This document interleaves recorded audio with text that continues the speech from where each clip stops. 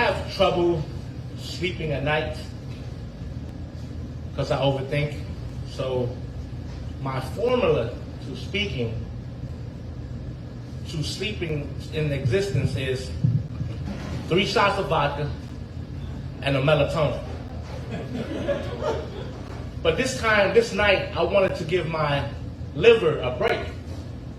So I called the neighborhood pharmacist, the weed man. I don't smoke, but I heard eating an edible will help me go to sleep. So I bought an edible. It was a Rice Krispie. I ate the edible, half of it, just like the pharmacist prescribed. I didn't feel anything. So I took another bite. Next thing you know, I was high as hell, laying there. But I wasn't going to sleep. I was reliving my whole life, just laying there. I remember going to St. John International School in Thailand, one of the best schools, elementary school. Then my parents split up, and I had to move in with my aunts. And we moved from Bangkok to a little village where my school was in the mountains. And then, when I was 8, I got a phone call saying, okay, you're going to come visit your mom from Thailand to Chicago. I'm like, all right, cool. How, right? So me at 8 years old was dropped off at Bangkok International Airport. They handed me off to a stewardess. The flight was from Bangkok to Japan. I'm by myself now. They handed me off to another stewardess, and that was from Japan to O'Hare. And that's how I got here. And now I'm reliving, like, that's kind of dangerous, right? You're 8, don't know a lick of English. And not only that, so when I got here, my mother works as a cook, so she's always working. So I learned English at Emerson Park, which is on the north side of Chicago, and that's where I learned English. It's next to the basketball court, next to the hip hoppers and the basketball players. So that's why I talk like this.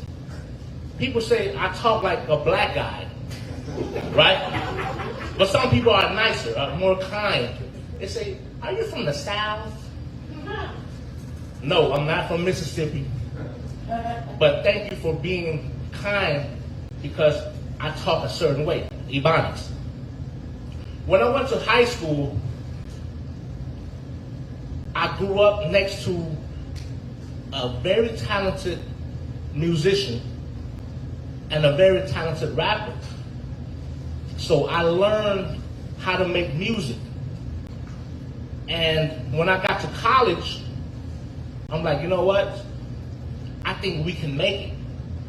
One guy was on the radio, and I said, I'm going to drop out of college and pursue a music career.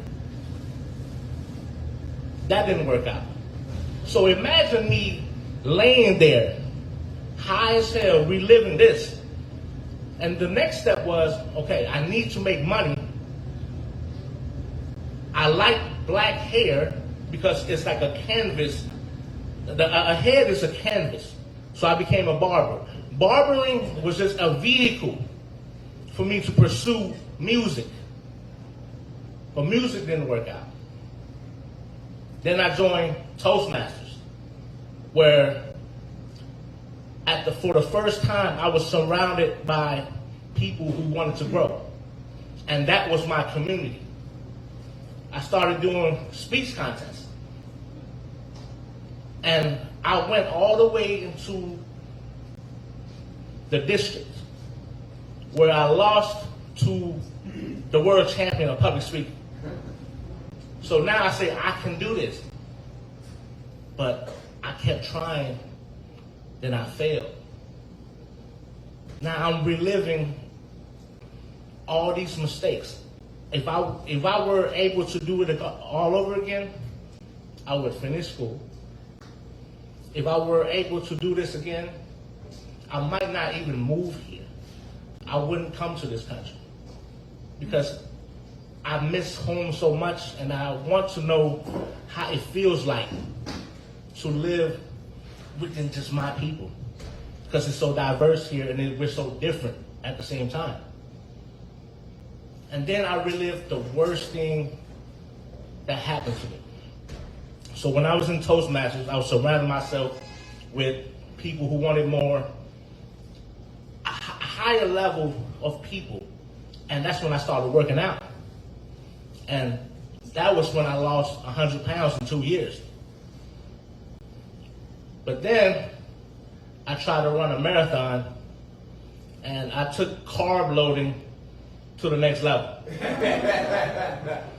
I was eating so much carbs before I even run, right? So I gained back 40.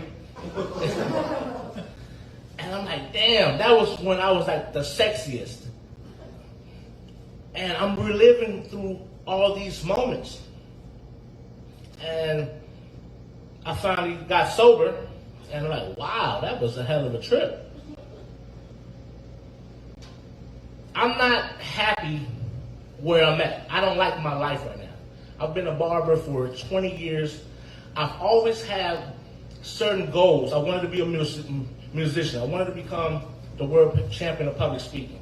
I published a short book. Maybe that was my ticket out. But now I'm stuck with no goals. All I do now is cancel appointments because I don't want to cut hair, and I'll go play golf. It's not because I love golf. Golf is a beautiful sport.